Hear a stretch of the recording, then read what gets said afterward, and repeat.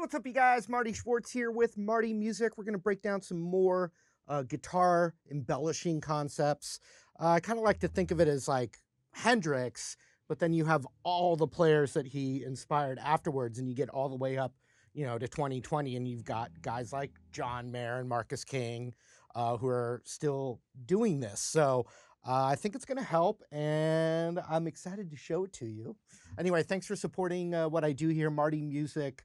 I appreciate you subscribing to the channel, clicking the bell notification, and then also I've always got links for extra guitar lesson stuff. Check out that first comment, for instance. All right, let's go. All right, I got another little exercise in that Hendrix to John Mayer history of the chord embellishing and soloing too. I want to take a classic progression and we're going to use specific voicings. So we're going to take C to G, that C bar chord to G, and then the D bar chord to A, and then the E.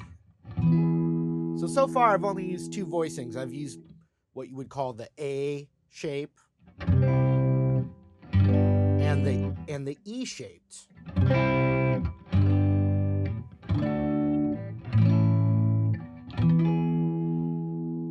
Circle of fifths could be referenced in there as well.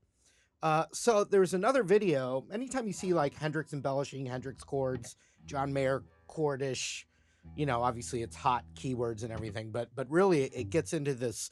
There's this great little box above both of those major chord shapes. So if I play the A root, the box is right here.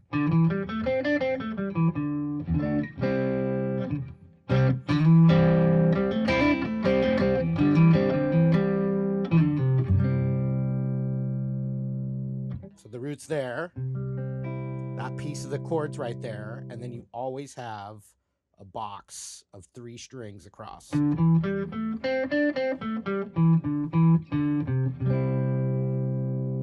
then with the G major, exact same thing, but just, up a string, shoulder shrug, but you got this.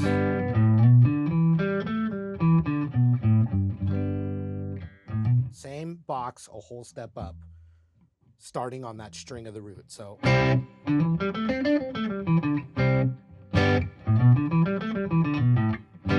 then D, same thing. A, same thing. And then E, same thing again. So you put that together.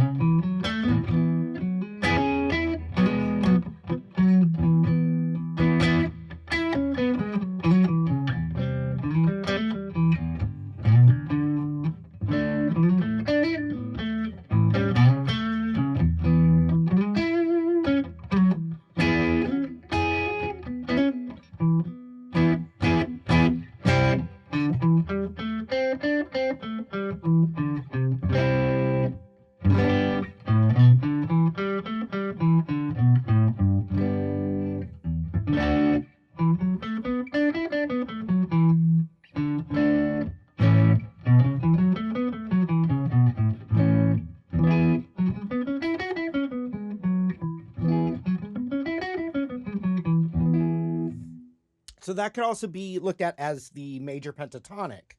Now let's play that progression. We're moving fast. Let's play that progression with all just the A shape and take a look at what I call the Hendrix major chord underneath that. So C to G would have to be like this. You got C there, G right here,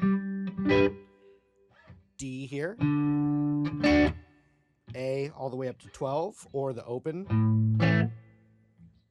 Yeah, let's do open. So once again, C to G,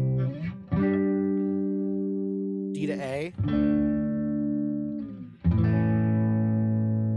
and then E. So that was all the same chord voicing shape. The the A shape. And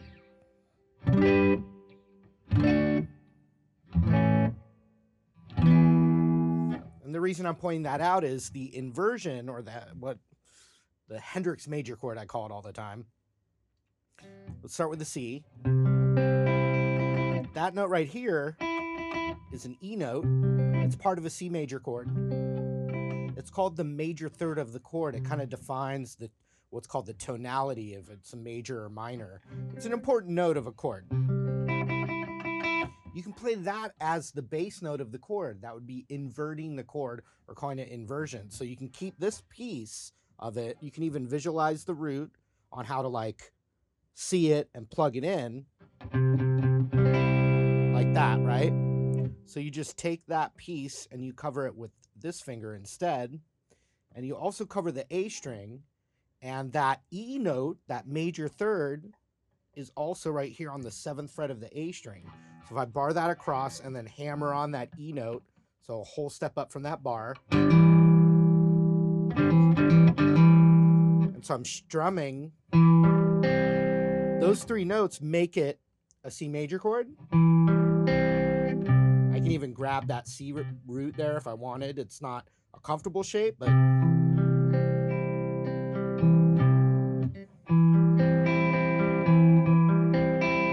can go all the way up to the B string with it. But that flavor is hammering that. That feels like the chord. It feels like a cool C major chord. But you have it on the D and G as well from that box I was talking about.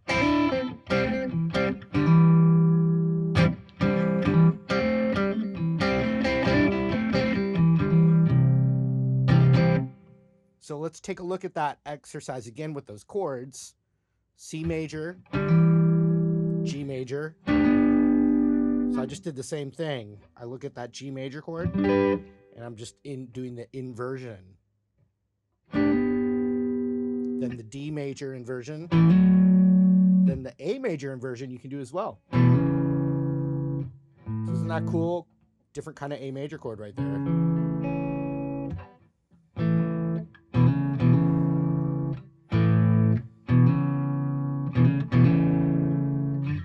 And then the E. With that E inversion, you can have the open E string in there.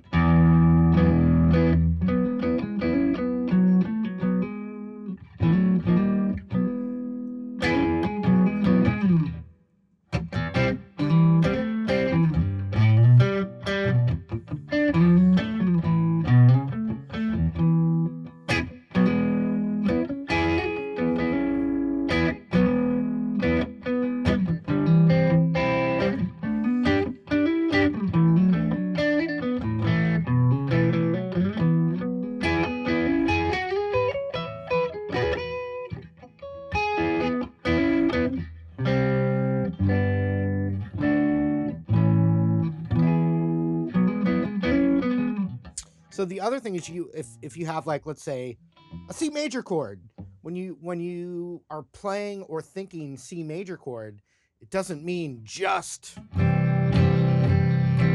So it also doesn't mean just or just.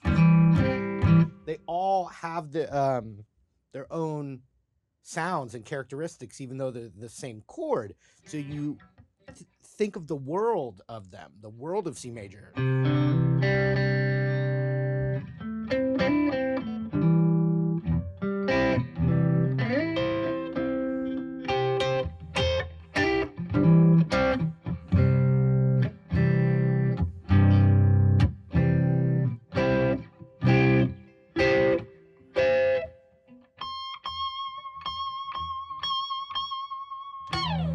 So try some of that out.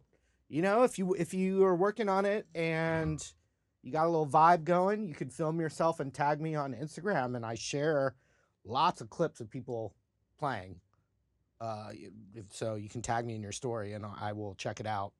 Anyway, good luck with that.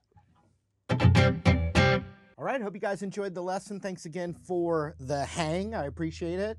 If you want to share clips of you playing some of this stuff, you can tag yourself in stories on Instagram, and I share it all the time. So, you know, it's always nice to see you guys using this stuff. Also, you can request stuff in the comments below, and while you're down there, I appreciate you liking the video, subscribing here to the channel. Thanks again. Hope to see you again.